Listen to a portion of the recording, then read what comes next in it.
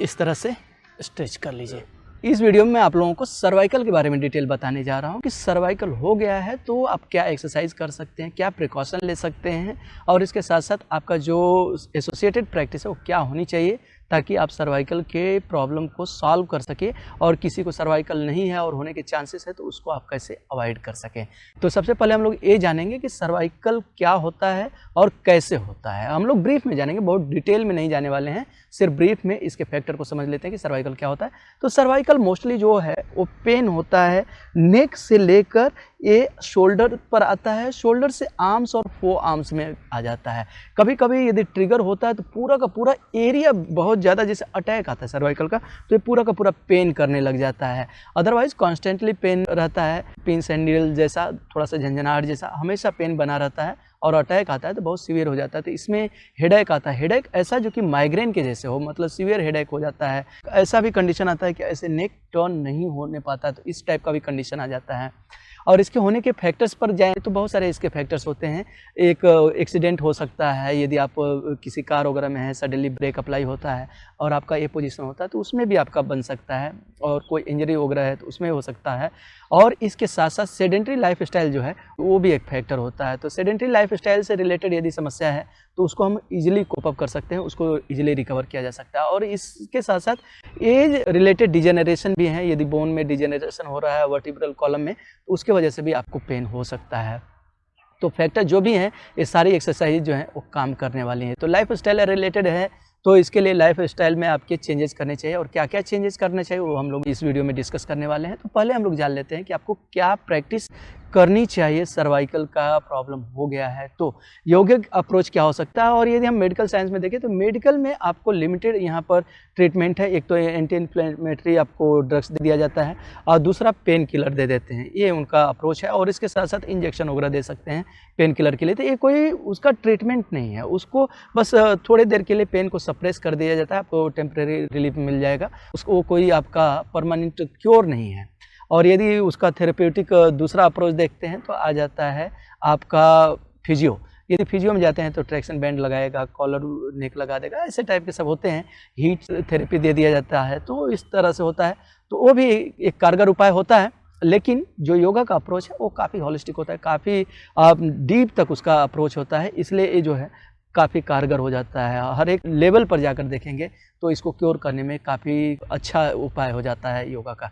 तो इसमें आपको बहुत सारी चीज़ें करनी पड़ती हैं। तो पहले हम लोग शुरुआत करेंगे एक्सरसाइज से, और एक्सरसाइज भी क्या एकदम नॉर्मल एक्सरसाइजेज, फिर उसके बाद हम लोग आएंगे आसनों पर। नॉर्मल सूक्ष्म व्यायाम में जो करते हैं वो सारी एक्सरसाइजेज आपको यहाँ पर कर लेनी है। आर्म्स को ऐसे स्ट्रेट कर लेना है और ये मुष्टिका बंद करना है, ऐसे आपको मुट्ठी बनाना है और ये आपको 10 to 15 टाइम्स ऐसे आपको कर लेना है। और फिर इसके बाद आपको ये कर लेना है 10 to 15, और ये रेगुलर करेंगे तो ही इसका फ़ायदा आपको होने वाला है। और कोशिश करिए कि सुबह शाम दोनों टाइम पर करिए, सुबह शाम दोनों टाइम पर करते हैं तो जाकर इसका जो है एक प्रॉपर बैकअप बन पाता है। यदि आपको सर्वाइकल है तो, और नहीं है सिर्फ प्रिकॉशन के लिए कर रहे हैं तो एक टाइम करते हैं तो भी, और योगाभ्यास आपके ये सारे प्रॉब्लम को रोकने के लिए सक्षम होता है। तो मस्कुलर स्टिफनेस है तो मसल जो है लूज होती जाती हैं। तो यहाँ पर अब तीसरा प्रैक्टिस आप देख लीजिए, इस तरह से आप शोल्डर को ओपन क्लोज कर लीजिए, एक्सेल इनहेल, सांसों को इस तरह से आप इन्वॉल्व कर लीजिए इसमें, और ये भी आपको 10 टाइम कर लेना है। और इसके साथ साथ अब आपको एल्बोज को इस तरह से मूव कराना है, फॉरवर्ड बैकवर्ड। तो फॉरवर्ड बैकवर्ड नहीं, एक्चुअली ये आपको राउंड करना है, सर्कल बनाना है। तो इस तरह से आपको ये सर्कल बना लेना है, 10 टाइम फॉरवर्ड 10 टाइम्स बैकवर्ड। तो अब ऐसे रिवर्स कर लेंगे और फिर इसी तरह से लेफ्ट हैंड से कर लेंगे, मतलब दोनों हाथ से आपको ये कर लेना है। और फिर इसके बाद आपको इस तरह से फुल शोल्डर को रोटेट करना है, ऐसे फिंगर्स को शोल्डर पर रख लीजिए यहाँ पर, ऐसे फिंगर्स को, और एक्सेल करते हुए फ्रंट में जाइए, इनहेल करते हुए पीछे आइए, और फिर इनहेल करते हुए ऐसे आप स्ट्रेच कर लीजिए कुछ इस तरह से। तो ये आपका एक प्रैक्टिस हो गया। और फिर इसके बाद हेड को आप 3 वे मूव करा लेंगे, फ्रंट बैक फ्रंट। और जब फ्रंट में जाएंगे तो 3 सेकेंड्स के आसपास तक होल्ड करने की कोशिश करेंगे, 3 to 5 सेकेंड्स। और ऐसे ही जब बैक में जाएंगे तो 3 to 5 सेकेंड्स आप होल्ड करिए, और इस तरह से 5 टाइम्स आप रिपीट कर लीजिए नेक का। और फिर ऐसे ही लेफ्ट राइट लेफ़्ट में 3 सेकेंड्स के आसपास होल्ड करने की कोशिश करिए और फिर राइट में ऐसे होल्ड करने की कोशिश करिए और फिर इसके बाद लेफ्ट राइट लेफ्ट राइट। तो इस तरह से आपको लेफ़्ट राइट आपको 5-5 बार कर लेना है ये नेक का एक्सरसाइज। और इसके बाद आप चाहे तो इस तरह से भी ये प्रेस कर सकते हैं। नेक को स्टेबल रखेंगे थोड़ा सा और ऐसे पुश करेंगे, 5 सेकेंड्स काउंट करेंगे, फिर ऐसे ही पीछे से इस तरह से और फिर राइट से, फिर लेफ्ट से 5 सेकेंड्स होल्ड कर लीजिए और इसको 2 बार रिपीट कर लीजिए। अब इसके बाद बात आ जाती है कुछ आसनों की। तो आसन के बारे में भी मैं आप लोगों को कुछ डिटेल बता देता हूं कि क्या आसन आपको करनी चाहिए। तो पहला तो यह है कि तितली आसन कर लीजिए। ये तितली आसन जो है बटरफ्लाई पोज, ये काफ़ी अच्छा काम करता है। तो बटरफ्लाई में भी 2 तरीके से होता है। एक तो आपका ये आप टोज को ऐसे पकड़ लीजिए, फीट को ऐसे पकड़ लीजिए और ऐसे फ्लैप करिए। तो इस तरह से आप 30 टाइम्स कर लीजिए और फिर एक्सेल करते हुए बेंड करिए। जितना आसानी से आप बेंड कर सकते हैं उतना ही बेंड करेंगे, बहुत ज़्यादा बेंड करने की ज़रूरत नहीं है। और फिर दूसरा, इस तरह से आप नी को प्रेस करिए और स्प्रिंग के जैसे ऊपर आ जाए। तो इसको भी आप 10 काउंट कर लीजिए। और इसके बाद आ जाते हैं हम लोग एक मार्जर आसन पर। तो मार्जर आसन आपको कर लेना है। कम से कम आपका 15 to 20 मिनट्स का प्रैक्टिस हो जाएगा। तो मार्जर आसन में नी को शोल्डर के बराबर डिस्टेंस रखना है, फीट को अपार्ट कर लेना है और ऐसे दोनों हाथ को शोल्डर से थोड़ा सा बाहर रखेंगे और इस तरह से एक्सेल करेंगे और इनहेल करते हुए कैट स्ट्रेच कर लेंगे मार्जर आसन।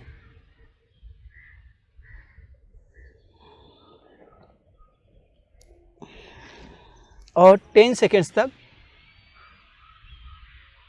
होल्ड करेंगे, ऊपर जब जाएंगे और नीचे जब जाएंगे। तो 10 सेकेंड्स का ड्यूरेशन फॉलो करिए और 5 टाइम्स आप इसको रिपीट कर लीजिए।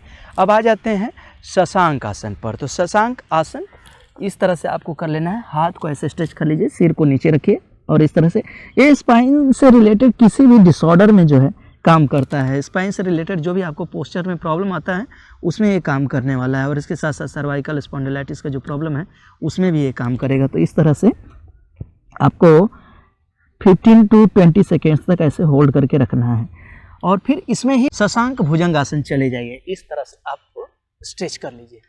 यदि आप कंफर्टेबल नहीं है तो इसको आप अवॉइड कर सकते हैं और यदि कर सकते हैं तो आप कर लीजिए।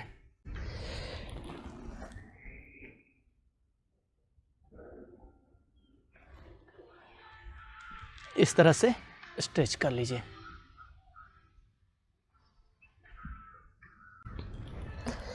तो इस तरह से कुछ आसनों का आप प्रैक्टिस करके आप सर्वाइकल को अवॉइड कर सकते हैं, सर्वाइकल को क्योर कर सकते हैं। और स्टैंडिंग में एक आसन मैं आप लोगों को बता देता हूं। स्टैंडिंग में आपको ये कर लेना है, इस तरह से, और हाथ को चाहे तो ऐसे बेंड कर लीजिए और इस तरह से स्ट्रेच करिए। और इस तरह से आप स्ट्रेच कर सकते हैं। फ्रंट में स्पाइन को स्ट्रेट रखेंगे, फ्लैट रखने की कोशिश करेंगे और इस तरह से स्ट्रेच कर लीजिए। और चाहे तो ऐसे फ्लोर पर भी आप ऐसे स्ट्रेच कर सकते हैं। तो इसको भी आप 5 टाइम्स रिपीट कर लीजिए। तो ये आपका यौगिक अप्रोच है आसनों के हिसाब से। तो ये आसन आपने कर लिया। अब इसके साथ देखिए, योगा में यदि यौगिक अप्रोच रखते हैं किसी डिजीज़ को क्योर करने के लिए तो सिर्फ आसन पर्याप्त नहीं होता है। आसनों के साथ साथ प्राणायाम चलता है। प्राणायाम के साथ साथ माइंड को डिस्ट्रेस करने के लिए, स्ट्रेस फ्री करने के लिए भी काम चलता है। तो इसके लिए मेडिटेशन भी इम्पॉर्टेंट हो जाता है। तो यहाँ पर आप प्राणायाम क्या करेंगे? प्राणायाम जैसे मैं आप लोगों को पहले भी बताया था कि अनुलोम विलोम, कपालभाति, नाड़ी शोधन और भ्रामरी, ये 4 प्राणायाम करते हैं तो काफ़ी अच्छे से अपने हेल्थ को मेंटेन कर सकते हैं। तो यहाँ पर अनुलोम विलोम और नाड़ी शोधन, ये 2 प्राणायाम कंपल्सरी आपको कर लेना है। यदि कपालभाति भ्रामरी भी करते हैं, भ्रामरी तो करना ही चाहिए, तो कपालभाति भी करना चाहिए। तो यदि ये आप करते हैं तो आपको और ज़्यादा फायदा मिलेगा। अदरवाइज रिकमेंडेड ये है कि अनुलोम विलोम के साथ साथ नाड़ी शोधन प्राणायाम कर लीजिए। अनुलोम विलोम में अल्टरनेट नॉस्ट्रल ब्रीदिंग करना है। इनहेल करेंगे लेफ्ट से, मैं यहाँ पर सिर्फ आप लोगों को आइडिया दे रहा हूँ, मैं प्रॉपरली कर नहीं रहा हूँ, तो आप लोग मेरे किसी को कॉपी नहीं कर लीजिए। अनुलोम विलोम से रिलेटेड या प्राणायाम से रिलेटेड मेरा दूसरा वीडियो देख लीजिए, आप लोगों को आइडिया मिल जाएगा। सिर्फ मैं यहाँ पर आप लोगों को एक रफ आइडिया दे रहा हूँ। तो ये इस तरह से सांस भरेंगे लेफ्ट से, और ऐसे ही राइट से सांस छोड़ेंगे, और फिर राइट से भरेंगे और ऐसे ही लेफ्ट से छोड़ेंगे। तो इस तरह से अनुलोम विलोम कर लेंगे आप कम से कम 2 से 3 मिनट, और फिर उसके बाद 3 से 5 टाइम 3 to 5 राउंड आप कर लेंगे नाड़ी शोधन। तो नाड़ी शोधन में आपको क्या करना है, एक नॉस्ट्रिल से सांस भरेंगे। सपोज करिए आपने 5 सेकेंड्स में इनहेल किया, तो 10 सेकेंड्स होल्ड करिए, और 10 सेकेंड्स होल्ड करने के बाद 5 सेकेंड्स में छोड़ दीजिए अदर नॉस्ट्रिल से, और इमीडिएटली अदर नॉस्ट्रिल से 5 सेकेंड्स में इनहेल करिए, होल्ड करिए, और फिर जिस नॉस्ट्रिल से भरे थे उस नॉस्ट्रिल से छोड़ दीजिए। ये एक राउंड हुआ। ऐसे 3 to 5 राउंड्स आप नाड़ी शोधन का रिपीट कर लीजिए। ड्यूरेशन 1:2 का रखिए, 1:2:1, मतलब 5 बार में सांस भरिए, 5 सेकंड्स में 10 रोकिए और 5 में छोड़ दीजिए। तो इस तरह से नाड़ी शोधन का प्रैक्टिस कर लीजिए। भ्रामरी इसके साथ साथ कर सकते हैं तो बहुत अच्छी बात है। और इसके साथ साथ आपको हफ्ते में 1 से 2 बार कम से कम योग निद्रा का प्रैक्टिस करना चाहिए। तो यदि कोई और टाइप का मेडिटेशन कर रहे हैं तो 15 मिनट डेली आप दीजिए, या हफ्ते में 3 बार कम से कम टाइम दीजिए। योग निद्रा कर रहे हैं तो 1 इन अ वीक आपको टाइम देना चाहिए योग निद्रा के लिए। तो इस तरह से मेडिटेशन का प्रैक्टिस कर सकते हैं माइंड को ट्रेनिंग के लिए, माइंड को स्ट्रेस फ्री रखने के लिए। और प्राणायाम से आपने प्राणिक चैनल को बैलेंस में कर दिया, जो प्राण का फ्लो था उसको राइट चैनलाइज कर दिया, और आसनों से भी आपने उस पर अच्छा काम किया, और जो भी वहाँ विशुद्धियाँ थी आसनों से आपने उसको दूर किया। तो इस तरह से आपका काम हो जाना है। और अब इसके साथ साथ डाइट इसमें क्या होता है, आपका जो ये सब प्रॉब्लम होता है मस्कुलर टेंशन या स्टिफनेस का, इसके लिए पानी बहुत इंपॉर्टेंट होता है। तो पानी का जो वाटर का इंटेक है वो प्रॉपर होना चाहिए। वैसे भी हमारे बॉडी में 70-75% जितना आपका वाटर कंटेंट है हमारे बॉडी में, तो पानी जो है वो बैलेंस रखना चाहिए। जो पानी का तत्व है वो हमारे शरीर में पर्याप्त मात्रा में हो, तो पानी पर्याप्त मात्रा में पीजिए। सोने जगने के टाइम को ध्यान दीजिए, बहुत रात तक न जगें। और कंप्यूटर या मोबाइल पर देर तक यदि कर रहे हैं तो बीच बीच में ब्रेक लीजिए। 1-1 घंटे में आप उसका ब्रेक लेते रहिए, और कहीं ना कहीं माइंड को डाइवर्ट करिए। ब्रेक लेने का मतलब ऐसा नहीं कि उठकर आप बाहर चल दिए, ऐसा नहीं। आप बैठे बैठे कोई और काम, या जैसे आप लोग लैपटॉप पर काम कर रहे थे तो थोड़ा सा लिखने का काम कर लीजिए। तो क्या होगा, डिफरेंट मसल्स यूज में आ जाएंगे, डिफरेंट आपका डायरेक्शन हो जाएगा। तो इस तरह से आप उसको कर सकते हैं। आप जानते हैं कि जो भी शरीर में बीमारियां होती हैं उसके लिए जंक फूड जो है वो बहुत ज़्यादा रोल प्ले करते हैं। तो जंक फूड ये सबको अवॉइड करिए, ज़्यादा से ज़्यादा फ्रूट्स वेजिटेबल्स को अपने डाइट में रखिए। तो इस तरह से आप पूरा अपने लाइफ स्टाइल में चेंजेस करके और कुछ एक्सरसाइजेस करके सर्वाइकल से निजात पा सकते हैं। तो आप इन सबको प्रैक्टिस करिए, और आपको ये वीडियो कैसा लगा कमेंट करके बताइए, और दूसरों को इंस्पिरेशन मिले, इसलिए आपको जो भी फ़ायदा हुआ है या जो भी आपको करेक्शन इसमें करने की या जो भी ज़रूरत आपको महसूस हुई वो आप शेयर करिए, ताकि दूसरे लोग पढ़ें और उससे उनको इंस्पिरेशन मिले, उनको क्या करना चाहिए क्या नहीं करना चाहिए। तो लोगों को भी एक इंस्पिरेशन मिलेगा, लोगों को भी अच्छा लगेगा। मिलते हैं नेक्स्ट वीडियो में। Thank you, bye bye.